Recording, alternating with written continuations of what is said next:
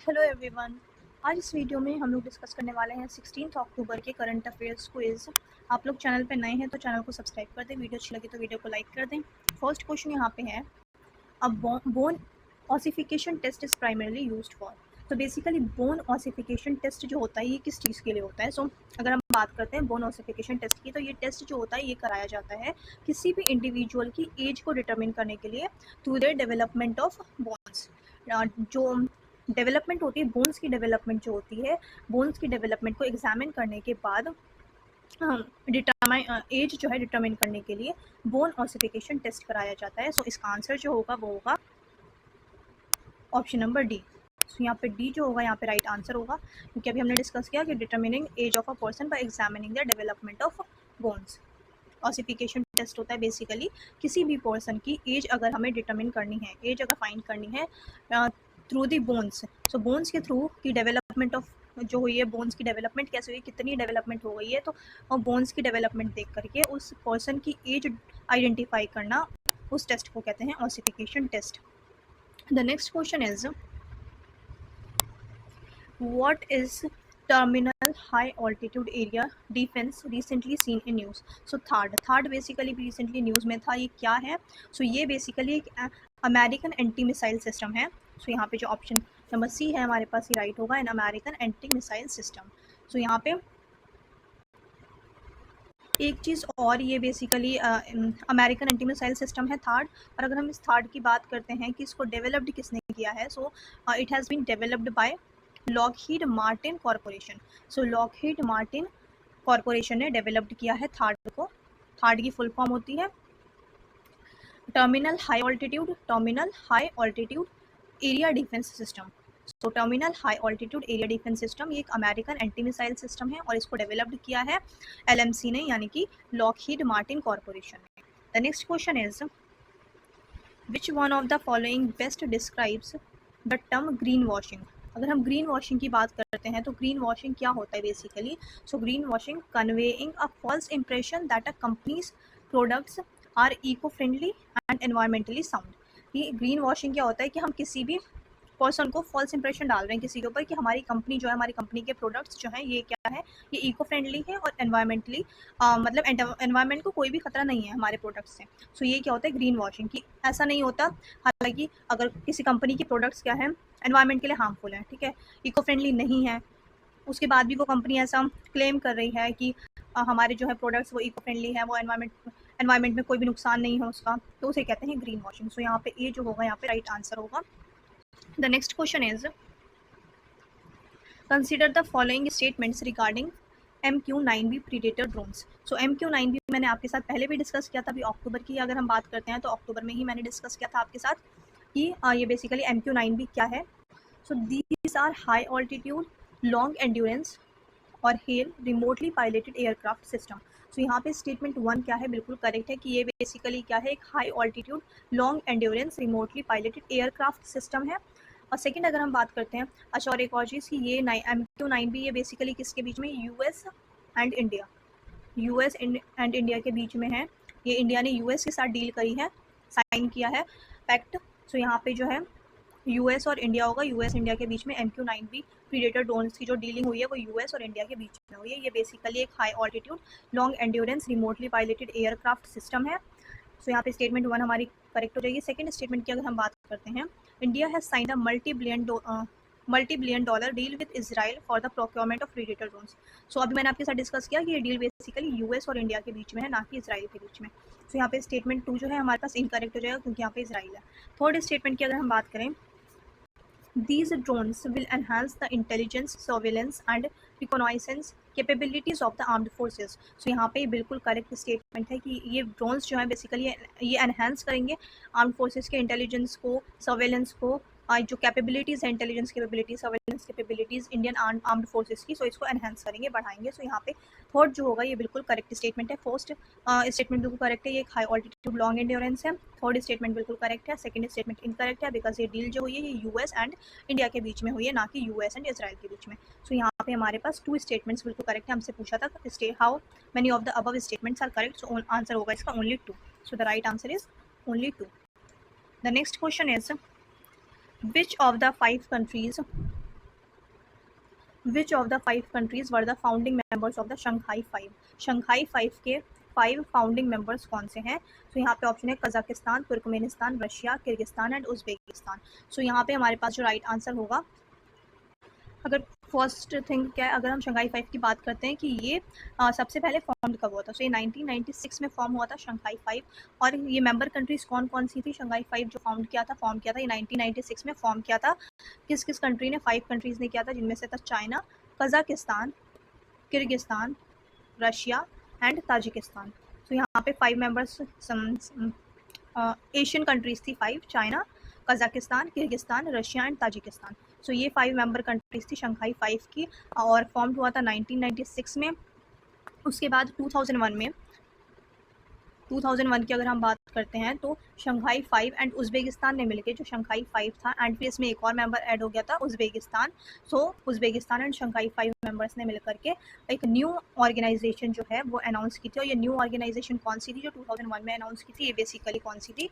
SCO, Shanghai cooperation organisation. So SCO जो developed हुआ है, फॉर्म्ड हुआ है, ये हुआ है 2001 में। और बेसिकली अगर हम बात करें तो ये शंघाई 5 कंट्रीज़ ने एंड उज्बेकिस्तान ने मिलकर के इसको SCO को फॉर्म किया था 2001 में। 1996 में शंघाई 5 जो है ये फॉर्म हुई थी। 5 कंट्रीज़ थी। कौन कौन सी 5 कंट्रीज़ थी? China, Kyrgyzstan, Kazakhstan, Russia and Tajikistan.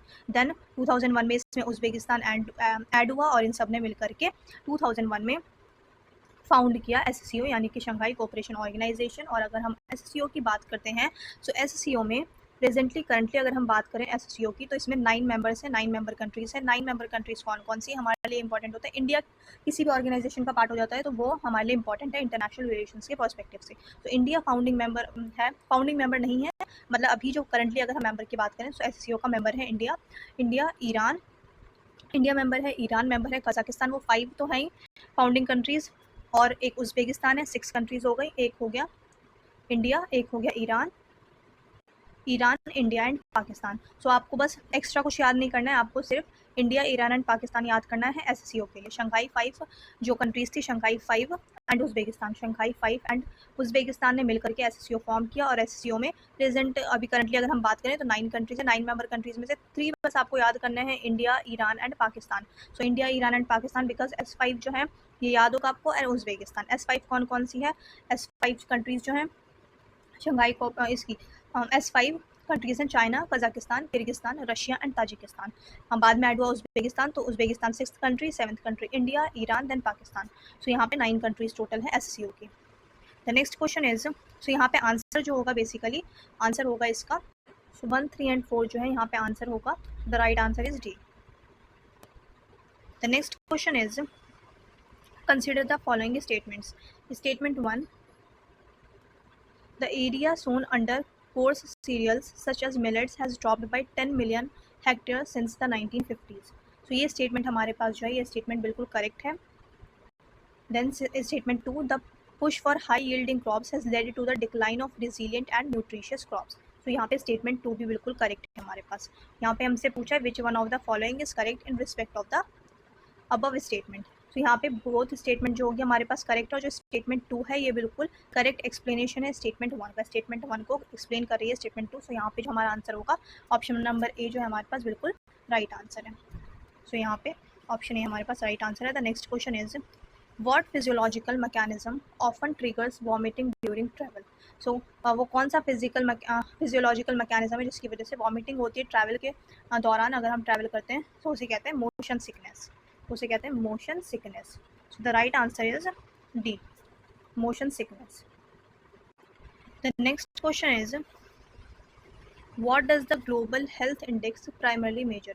Global health index जो ये प्राइमरी क्या मेजर करता है, अगर हम बात करें इसकी मेजरमेंट की, GHI जो ये किस चीज़ के लिए बेसिकली। सो ग्लोबल हेल्थ इंडेक्स जो ये प्राइमरली मेजर करता है health outcomes and health systems performance. So answer number D जो यहाँ पे ऑप्शन नंबर D ये बिल्कुल करेक्ट होगा। Health outcomes and health system performance ये मेजर करता है GHI यानी कि global health index. Global health index major करता है health outcomes and health system performance. So option number D is the right answer. The next question is, consider the following organizations that are collaborating with the government of India for World Food Day 2024। सो यहाँ पे organizations हमने बतानी है कि कौन सी organisations हैं जिन्होंने collaborate किया था गवर्नमेंट ऑफ इंडिया के साथ वर्ल्ड फूड डे 2024 के लिए। सो यहाँ पे अगर हम ऑर्गेनाइजेशंस की बात करते हैं तो 3 ऑर्गेनाइजेशंस ने वर्ल्ड फूड डे के लिए वर्ल्ड फूड डे 2024 के लिए इंडियन गवर्नमेंट के साथ, गवर्नमेंट ऑफ इंडिया के साथ कोलैबोरेट किया था। और ये 3 ऑर्गेनाइजेशंस कौन कौन सी थी अगर हम बात करते हैं, सो फर्स्ट ऑर्गेनाइजेशन थी हमारे पास food and agriculture organisation, FAO, food and agriculture organisation. And second हमारे पास थी international fund for agriculture development, international fund for agriculture development. And third organisation थी हमारे पास, थर्ड ऑर्गेनाइजेशन थी world food programme. So world food programme, international fund for agriculture development and food and agriculture organisation. So ये 3 organisation थी जिन्होंने government of India के साथ collaborate किया था वर्ल्ड फूड डे 2024 के लिए। सो यहाँ पे ऑप्शंस में हमारे पास कौन कौन सी हैं, वर्ल्ड हेल्थ ऑर्गेनाइजेशन नहीं थी, मैंने अभी बताया। Food and agriculture organisation, so यहाँ पे 2 हमारे पास करेक्ट होगा। Then international fund for agriculture development, so ये थर्ड जो है ये भी थी IFAD, FAO and WFP। Third कौन सी थी, world food programme, food and agriculture organisation, international fund for agriculture development and world food programme. So 3 organisation थी और वर्ल्ड बैंक नहीं था। सो यहाँ पे फर्स्ट एंड फोर्थ नहीं था। सो यहाँ पे हमसे करेक्ट पूछा है, सो इसका आंसर होगा only 2। The right answer is A, only 2. The next question is, consider the following with reference to the right to food. The right to food. अच्छा, एक चीज़ और यहाँ पे अगर हम बात करें अभी वर्ल्ड फूड डे की अगर हम बात करते हैं तो वर्ल्ड फूड डे का थीम क्या था। सो थीम की अगर हम बात करते हैं कि 2024 का थीम क्या था वर्ल्ड फूड डे का, सो इसका थीम था right to food for a better life, right to food for a better life and a better future. इसका थीम क्या था वर्ल्ड फूड डे का, वर्ल्ड फूड डे का थीम था right to foods for a better life and a better future. तो theme आपको याद रखना है 2024 में क्या थीम था, right to foods for a better life and a better future, ठीक है। एंड 3 ऑर्गेनाइजेशन थी जिन्होंने कोलैबोरेट किया था इंडियन गवर्नमेंट के साथ। कौन कौन सी थी, food and agriculture organisation, international fund for agriculture development and world food programme. So यहाँ पे अब लास्ट क्वेश्चन हमारा है, अगर हम यहाँ लास्ट क्वेश्चन की बात करते हैं, consider the following with reference to the right to food. So the right to food से रिलेटेड हमारे पास कौन सा करेक्ट स्टेटमेंट है। सो यहाँ पे अगर हम देखें statement, the right to food primarily guarantee subsidized agricultural products. तो यहाँ पे क्या कह रहा है स्टेटमेंट 1 कि राइट टू फूड प्राइमरली किस चीज़ की गारंटी देते हैं, सब्सिडाइज्ड एग्रीकल्चरल फूड। तो यहाँ पे स्टेटमेंट हमारे पास बिल्कुल इनकरेक्ट है फर्स्ट स्टेटमेंट अगर हम बात करें, क्योंकि ये सब्सिडाइज एग्रीकल्चरल फूड्स की बात नहीं करता है राइट टू फूड बेसिकली बात करता है access to sufficient safe and nutritious food.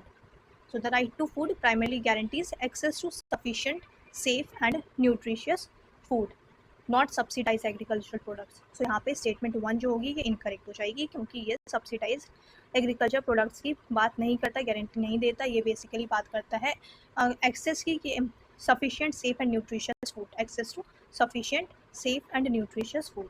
Second statement अगर हम देखें, universal declaration of human rights international document recognizes the right to food. तो यहाँ पे स्टेटमेंट 2 बिल्कुल करेक्ट है कि यूनिवर्सल डिक्लेरेशन जो है ह्यूमन राइट्स डिक्लेरेशन, ये इसमें रिकॉग्नाइज किया गया है राइट टू फूड को। तो यहाँ पे स्टेटमेंट 2 बिल्कुल करेक्ट है। थर्ड स्टेटमेंट की अगर हम बात करते हैं, ownership of food production facilities is an important component of the right to food. So यहाँ पे थर्ड स्टेटमेंट बिल्कुल करेक्ट है, राइट टू फूड जो ये ओनरशिप ऑफ फूड प्रोडक्शन की बात नहीं करता है, ये basically ensuring access to food की बात करता है रादर देन ओनरशिप।